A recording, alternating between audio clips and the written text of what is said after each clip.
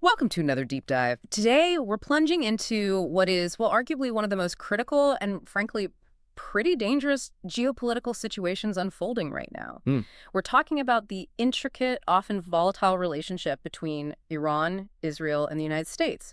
Your sources, they've laid out this compelling picture, high stakes, really complex maneuvers. Yeah, it's a lot to untangle. Absolutely. So our mission today is to try and cut through some of that noise, Yeah, to distill what's really happening behind the headlines. We want to move beyond just the daily news flashes and understand the deeper currents driving these nations. exactly. We want to arm you, the listener, with the kind of crucial, nuanced context you genuinely need to be properly well informed on this. Indeed. And what's really fascinating here isn't just the events themselves, the things you see on the newsfeed. Yeah. It's the whole interconnected web. Right. You've got historical grievances going way back, cold strategic calculations happening right now, and these intense regional pressures all mixing together. It creates a real tinderbox, Yeah. potentially leading to instability that could spread far beyond the Middle East.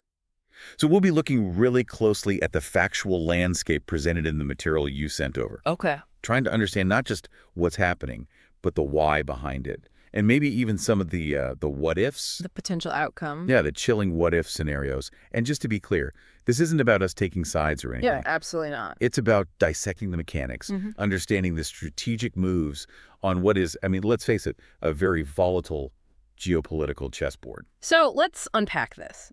The big question hanging over everything, I suppose, is could this escalate in tension actually lead to a full-blown war, a devastating one? Hmm. Or are there, significant forces maybe working behind the scenes to prevent that? Powerful reasons to pull back. It's the crucial question. We're going to explore the history, look at why things are so tense now, picture what a wider war might look like, grim as that is, and then, yeah, look at those reasons why it might still be avoided. Let's dive in. Aye, laying the groundwork. Decades of distrust, the historical roots of a volatile triangle. Okay, so to really get a handle on the current situation, we absolutely have to rewind a bit, understand the deep-seated history. You really do. You can't just look at today's headlines in isolation. Exactly. Your sources make it crystal clear. Iran and Israel, they've had hostile relations for decades. A long, long time, full of bitterness. And the U.S. isn't just watching. It's deeply woven into this whole complex thing. This triangle of tension, really. That's a good way to put it. It's shaped regional dynamics for generations. It really feels like it's the foundation for everything happening today, not just background noise. Precisely. It's not like this just popped up yesterday. It's the culmination of decades of strategic shifts, ideological clashes, perceived threats, real or imagined, from all sides. And understanding that foundation, it's not just academic, it's critical because it shows you how embedded the animosity is. It explains the reactions we see now. It reveals those core grievances that are still fueling everything. Without that historical context, a lot of today's events would just seem, well, illogical or purely reactive. But they're not. Okay, so let's start with Israel. From their point of view, what is the fundamental threat they see from Iran? You hear the word existential used a lot. Yeah, and that word is key. It raises the important question, why existential? Why that specific, very strong term? So it sounds almost final. It does, and it's more nuanced than just fearing a nuclear bomb being dropped on Tel Aviv, although that's obviously part of it. The real core concern, it seems, revolves around power dynamics, Okay. a fundamental shift in regional dominance. Israel sees Iran's push for nuclear capabilities as a direct threat to its existence, not just because of a potential weapon, But because a nuclear-armed Iran would fundamentally, irreversibly change the balance of power in the Middle East. Think Yeah. about it. How so? It would massively empower Iran's proxies, Hezbollah, Hamas, others. It would embolden Iran's regional ambitions everywhere, Syria, Iraq, Yemen. Right. And crucially, it could erode what Israel relies on, its qualitative military edge, or QME. Ah, the QME. That's the U.S. commitment, right, to ensure Israel stays militarily superior. Exactly. It's a cornerstone of U.S.-Israel policy. A nuclear Iran could undermine that edge, potentially leaving Israel feeling constantly on the defensive, more vulnerable. So it's not just one bomb, it's the whole strategic picture shifting. Precisely. It's a profound shift in the regional security architecture that could undermine Israel's deterrence, its ability to defend itself in, let's be honest, a very tough neighborhood. That's the existential fear. That explanation of the QME connection is really helpful for listeners, I think. So, if that's Israel's deep concern, how does Iran actually operate against Israel? Your sources mention a specific strategy, often indirect. Yes, and what's fascinating here is Iran's really quite effective use of proxies. It's become a kind of hallmark of their foreign policy, hasn't it? It seems so. They don't always engage directly. Right. Iran actively funds, trains, and arms groups like Hezbollah in Lebanon, Hamas in Gaza, groups that Israel and many Western countries see as terrorist organizations and direct enemies. And this strategy serves multiple purposes for Iran. Oh, absolutely. Several critical functions. First, it lets Iran exert significant pressure on Israel. It creates this complex multi-front challenge north-south without Iran having to engage in direct state-on-state conflict. Avoiding the risks of open war. Exactly, avoiding the immense costs and risks. Second, it gives them a degree of, let's call it plausible deniability, even when the links are pretty obvious. These proxies act like extensions of Iran foreign policy. They can launch rockets, gather intel, challenge Israel's security in ways that trace back to Tehran's goals. It's a very effective way to project power while keeping some distance. Effective, yes, Yeah. but also dangerous and incredibly destabilizing for the region. It keeps constant pressure on Israel without triggering a direct war that could threaten the regime in Tehran itself. An intricate, dangerous stance. And the U.S., as we said, isn't just watching the stance, it's a key player. How does its relationship with both Israel and Iran shape this volatile triangle? The U.S. role is absolutely pivotal. Yeah. Can't be overstated. On one hand, it's unequivocally a close, steadfast ally of Israel. Massive military aid, economic support, diplomatic backing it underpins so much of Israel's security. And on the other hand, with Iran. It's been a long-time adversary, often deeply hostile. And this adversarial stance, it really solidified after the 1979 Iranian Revolution. That was a seismic event. Huge. Changed everything. It overthrew the U.S.-backed Shah, established this anti-Western, anti-Israel Islamic Republic. It fundamentally reshaped the whole region's geopolitics. And laid the groundwork for the current hostility. Absolutely. It wasn't just a break in relations. It set the stage for decades of tension, hostility, no diplomatic ties, crippling economic sanctions. The U.S. sits firmly on one side of this triangle, reinforcing and sometimes, let's be frank, exacerbating the conflict dynamic. U.S. actions or even inactions resonate immediately in both Tehran and Jerusalem. And your sources highlight one specific recent event that really ramped things up, a turning point in the modern era of this relationship. Yes, a very specific and profoundly impactful moment in 2018.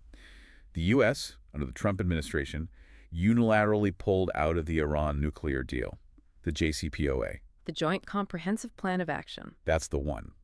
Now, if we connect this to the bigger picture, the JCPOA, it had its critics, sure, plenty of them. It wasn't perfect. No, but it was broadly seen by many internationally as the main pathway, the key diplomatic tool to manage and constrain Iran's nuclear program.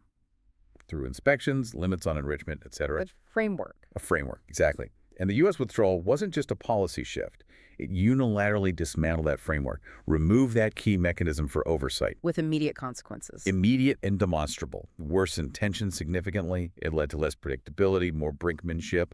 And ultimately, Iran responded by progressively increasing its nuclear activities, going beyond the deal's limits. So that one action had ripple effects. Huge ripple effects across the whole region. It deepened distrust, weakened non-proliferation efforts, and created dangerous new openings for escalation. Made the region much more perilous. So tying this historical thread together, what does it all mean for understanding right now? It really feels like history isn't just background, it's actively shaping today's news. Precisely. You simply cannot understand the present without understanding the past here. Every current event, every escalation, every strategic move by Iran, Israel, or the U.S. is deeply informed by these historical roots. The grievances, the alliances. The foundational grievances, the established alliances, the choices made decades ago, the perceived betrayals. It's like watching the final act of a play where Act 1 set up all the drama and tension we're seeing now. Right. Understanding these layers is absolutely essential if you want to move beyond just the surface headlines and graph the depth, the connections, and the potential direction of this incredibly volatile situation. It gives you the why, too. Igniting the fuse, current escalations, why tensions are so high now. Okay, so with that crucial history laid out, let's fast forward to today, right now. Your sources list several specific, very recent developments that have really made things more volatile, pushed it closer to the edge. Yeah, it really feels like things have shifted gears. It's like a series of dominoes falling, each one adding more pressure, creating this incredibly combustible environment. The feeling of being on the edge is just palpable. It is.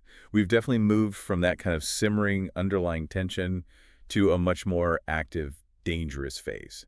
Direct escalations. These aren't just isolated incidents, are they? No, not at all. They're interconnected actions, each one contributing to this collective sense of heightened danger, less stability, less predictability. It's really important to pinpoint these triggers and understand what they mean to grasp why the region feels so precarious right now. We're like walking a tightrope. A very thin one. A calculated dance on that tightrope. So let's start with Iran's nuclear program again. What's the latest alarming move, something that's got global powers worried? Okay, your sources are clear on this. Iran has enriched uranium beyond previous limits. That's the key phrase.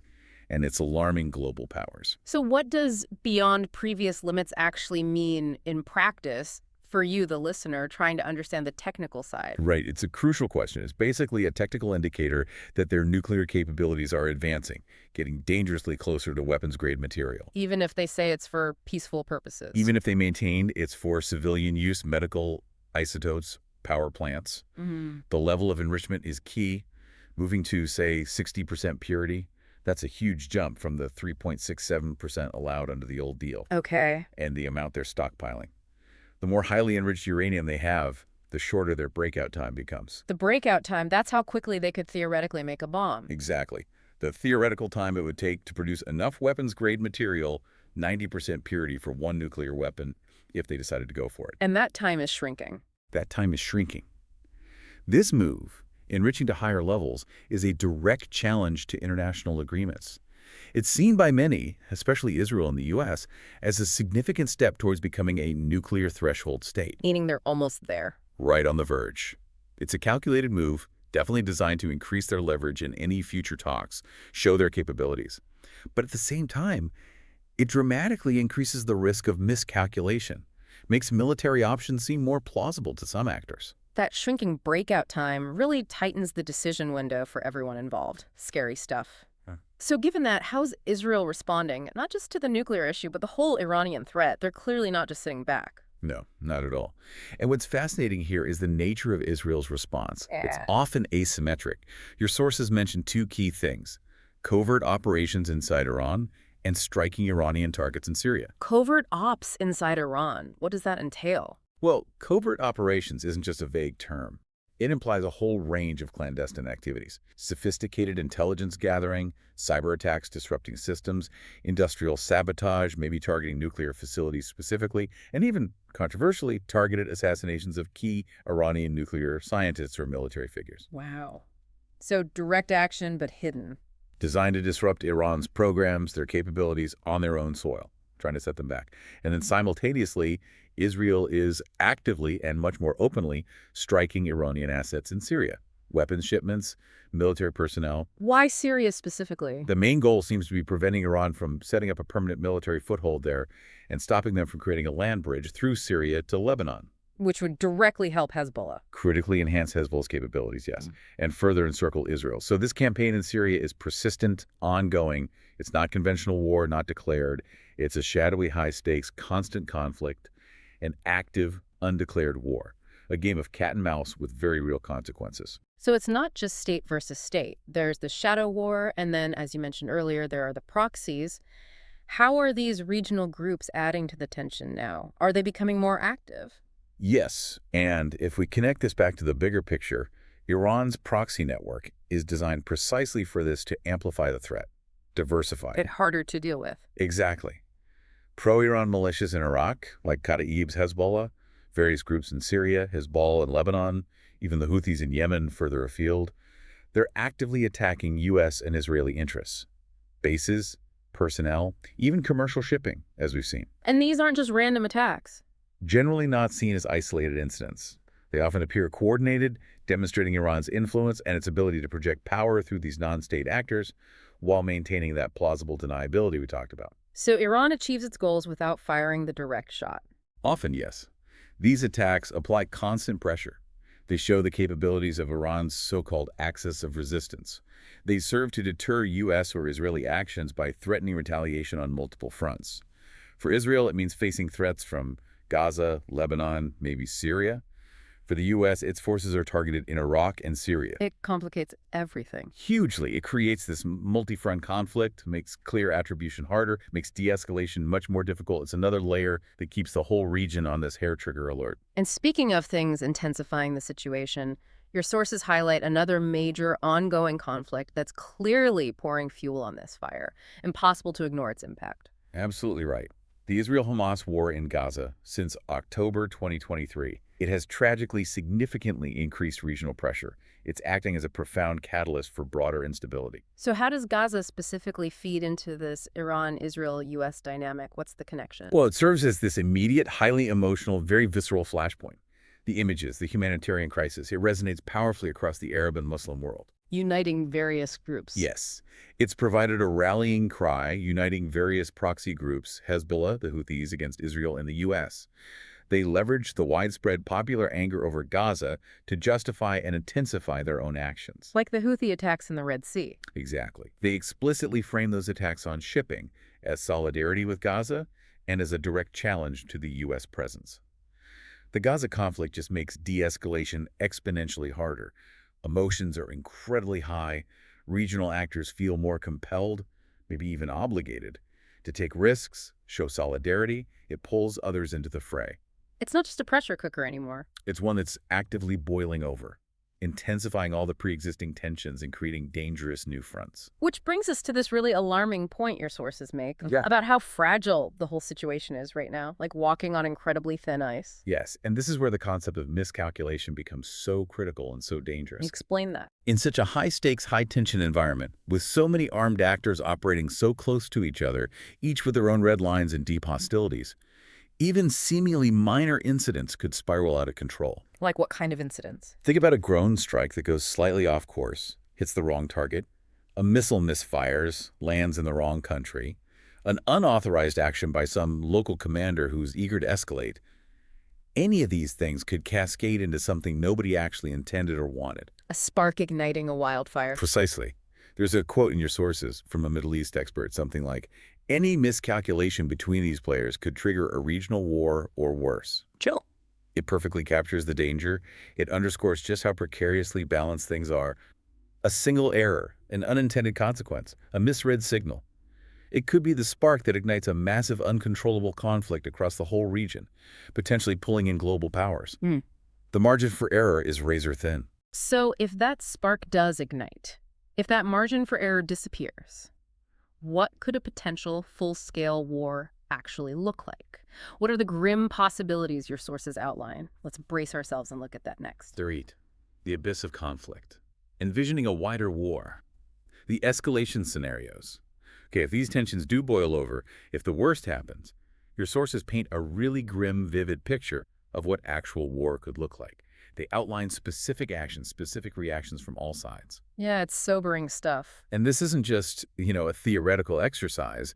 It's a stark look at potential realities, a cascading series of events that could spiral very, very quickly. Exactly. And it's important to consider these scenarios, not to be alarmist, but to have a clear-eyed understanding of what's at stake, what failing to de-escalate could really mean. It sounds like it would expand rapidly beyond the current shadow war. Oh, far beyond. It would likely be conventional and unconventional war on multiple fronts simultaneously, unlike anything the region has seen in decades, probably. So, how might Iran initiate an attack on Israel in a full conflict scenario? Your sources suggest maybe a two-pronged approach, direct and through proxies. Yes, that raises the question of Iran's capabilities and its strategic choices.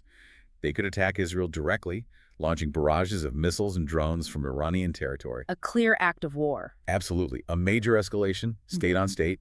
They have ballistic missiles, cruise missiles, some capable of reaching Israel, targeting military sites, infrastructure, maybe even cities. But there's another option. Yes, and perhaps a more likely initial move, strategically speaking, leveraging their most potent proxy, Hezbollah in Lebanon. Why is that potentially more likely? It complicates Israel's response, it distributes the immediate damage, and Hezbollah has this massive arsenal. Estimates vary, but maybe over 150,000 rockets and missiles. Wow. And critically, many are thought to be precision-guided now, capable of hitting targets deep inside Israel, Tel Aviv, Haifa, critical infrastructure, power plants, bases. So, devastating threat right on Israel's northern border. An immediate, potent threat. It could potentially draw Israel into a debilitating multi-front war right away, stretching its air defenses, Iron Dome, others to the absolute limit, inflicting unprecedented damage on the Israeli home front, while Iran might still try to claim some distance. A devastating combination. Direct threat capability plus that proxy swarm. It's a nightmare scenario for Israeli defense planners. Okay, so facing that, and given Israel's deep concerns about Iran's nuclear program, what would Israel's likely response be? It sounds like they'd aim for the perceived core of the problem. Yes, and what's fascinating, or maybe alarming, here is the concept of preemption.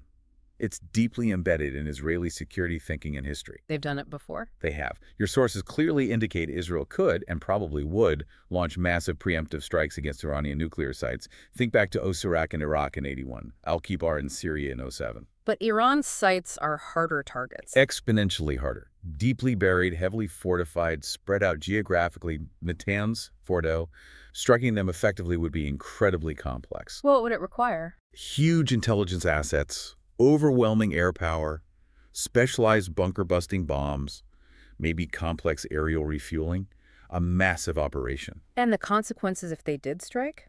Even if successful in setting back the nuclear program, it would almost certainly trigger massive immediate retaliation from Iran, directly with missiles and through that whole proxy network. It would escalate the conflict dramatically, instantly. A huge gamble. A very high-risk, high-reward strategy, likely only considered if they felt an absolutely immediate existential threat, believing the alternative, a nuclear Iran, was even worse. A terrifying calculation. And where does the U.S. fit into this? If war breaks out, what kind of support would they provide Israel? It sounds like it would be pretty substantial. Oh, definitely. If we connect this to the bigger picture, U.S. involvement wouldn't be just symbolic. It would be material, active, maybe even decisive. How so? What kind of support? Your sources mention critical intelligence, overwhelming air power, and advanced missile defense. Let's break that down. Intelligence. Real-time threat assessment, detailed satellite imagery, signals intelligence, crucial targeting info for Israeli operations. A huge battlefield advantage. Air power. Could mean direct U.S. strikes on Iranian military assets,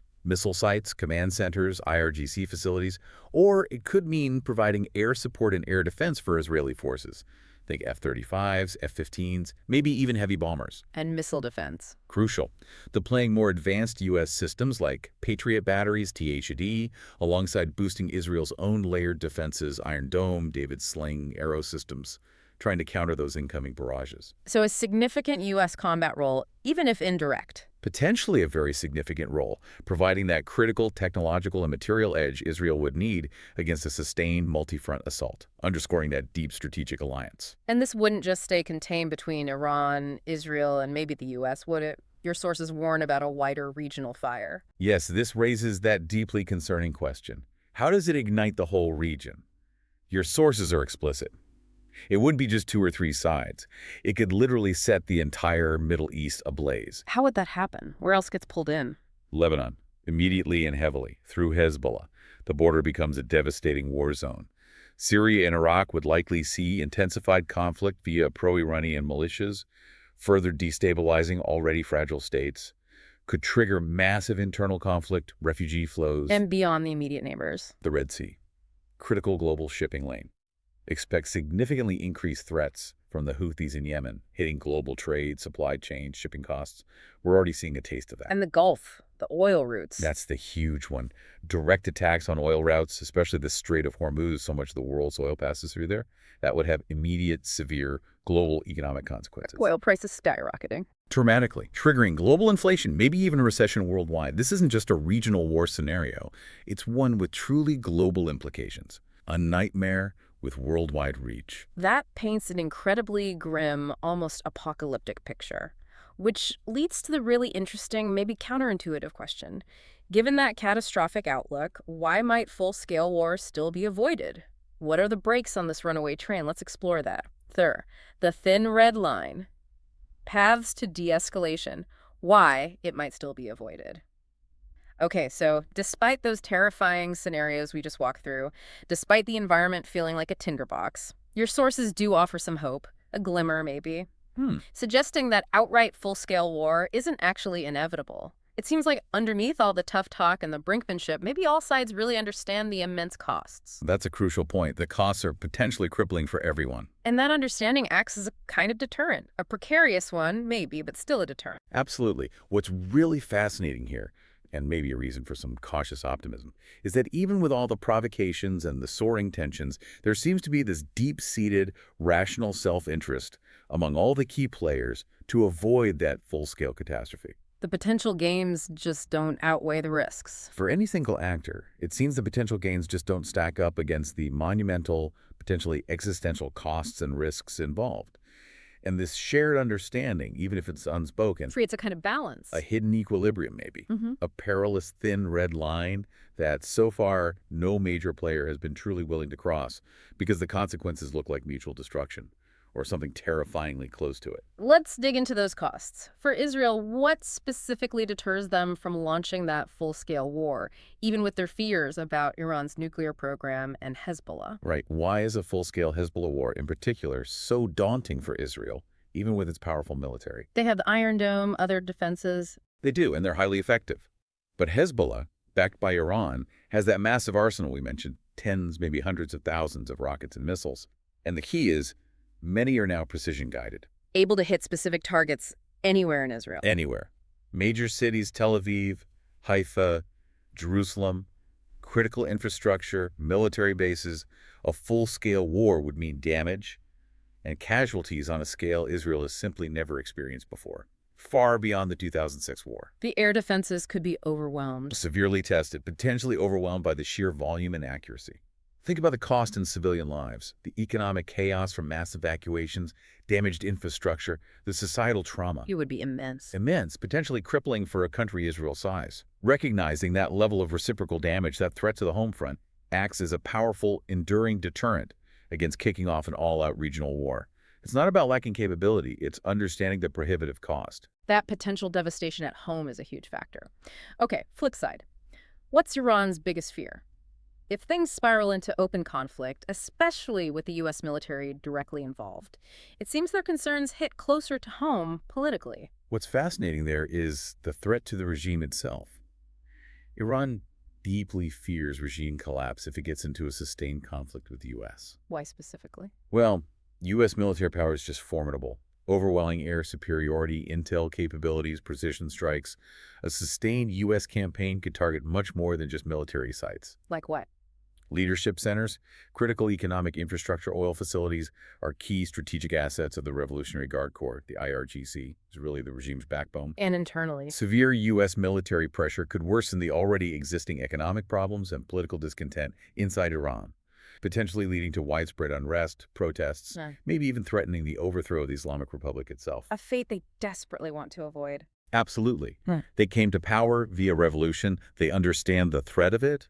This profound fear acts as a crucial brake on their actions, stopping them so far from pushing things into a full direct confrontation with the U.S. that could unravel their hold on power. Domestic stability is paramount for them. Okay, and the U.S. perspective. What's their main concern right now that stops them getting dragged deeper in, especially, as your sources note, during an election year? Yeah, the U.S. political calendar adds a really significant layer of sensitivity to their calculations.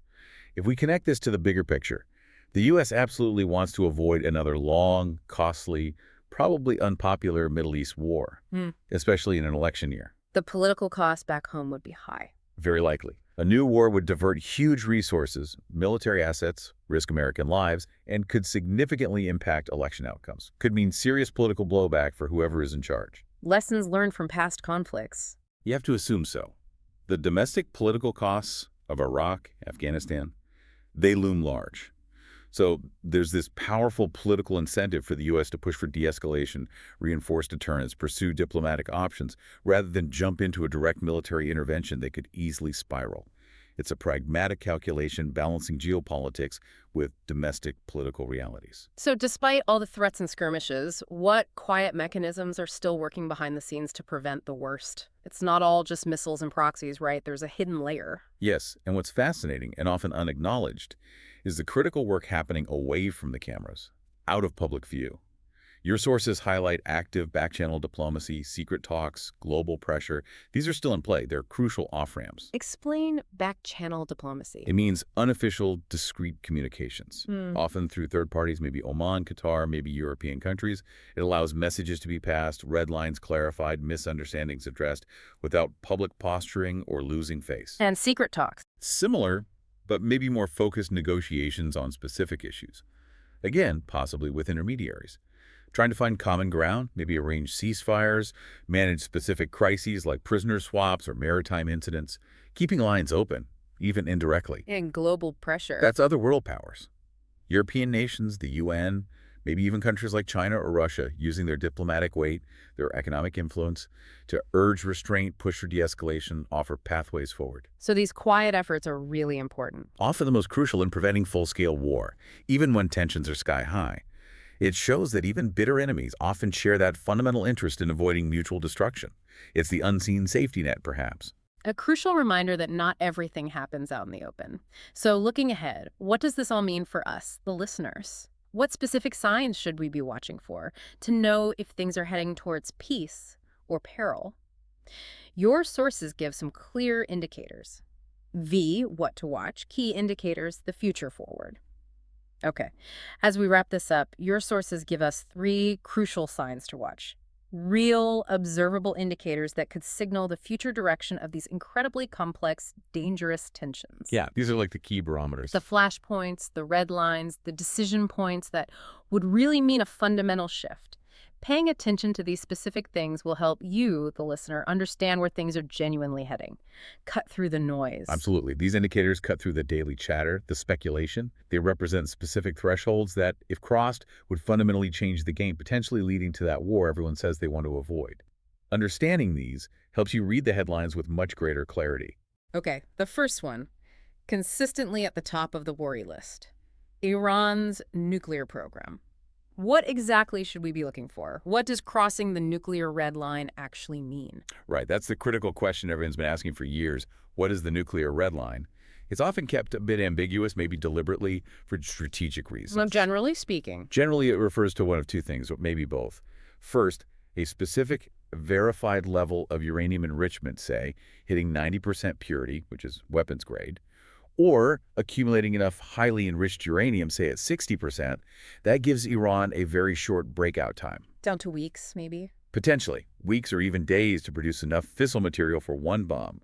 The second, more definitive line would be actual weaponization. Building the bomb itself. Developing or demonstrably getting a deliverable warhead that could go on a missile. Crossing that threshold, either hitting breakout capability or actual weaponization, would almost certainly trigger a massive military response from Israel and potentially the U.S. and others, because it would be seen as an unacceptable, game-changing shift in the regional power balance, the ultimate point of no return that everyone is watching for. A clear, if chilling, benchmark. Okay, second indicator. The Hezbollah-Israel front. We see ongoing skirmishes, rocket fire across the border almost daily sometimes. What's the escalation point that signals a shift from this tense status quo to full-blown war? Yeah, what's fascinating and crucial is telling the difference between skirmishes and full war. How do you know when that line's been crossed? What are the signs? Skirmishes, like we've seen, are limited exchanges, targeted strikes, contained incidents.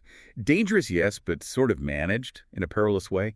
Full war would look very different. How? Sustained, widespread, devastating conflict, massive, indiscriminate rocket barrages from Hezbollah hitting deep into Israeli cities, critical infrastructure consistently, far beyond tit-for-tat retaliation, probably combined with major ground incursions by either side. So what specific things should we watch for? The severity of attacks, are they hitting sensitive sites, causing mass casualties? The geographical scope, is it spreading beyond the border zone? And crucially, the duration and volume of rocket fire. A massive increase. The dramatic sustained increase in daily rocket numbers. Major cities being targeted consistently. Verifiable large-scale troop movements.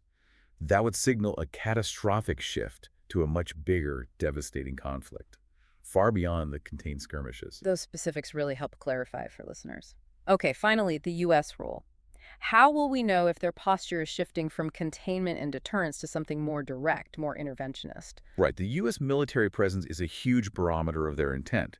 If we connect this to the bigger picture, the key question is, Does the U.S. overtly, significantly escalate its military What does presence? that look like? Visible new deployments of major naval assets, aircraft carriers, strike groups moving into the Persian Gulf or Eastern Mediterranean, rapid deployment of more advanced fighter jets, heavy bombers, a substantial increase in ground troops or air defense systems at U.S. bases in the region. So a clear buildup. A clear, unmistakable buildup would signal a shift.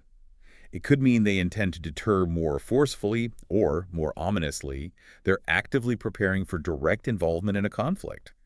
The nature, the scale, the location of any such escalation would be a critical indicator of a profound policy change. Moving from deterrence and support to active preparation for offensive action, that would transform everything. These 3 points, Iran's nuclear line, the Hezbollah-Israel escalation, and U.S. military posture, really are the pulse points, the most telling signs. These are really odd. They could tell us if we're moving towards de-escalation or, God forbid, that wider conflagration. Your sources remind us the world is watching, and so should we. Understanding these indicators empowers you, the listener, to interpret the news with a much more informed, critical eye. See the real signals through the noise. Outro, host speaker, and expert speaker.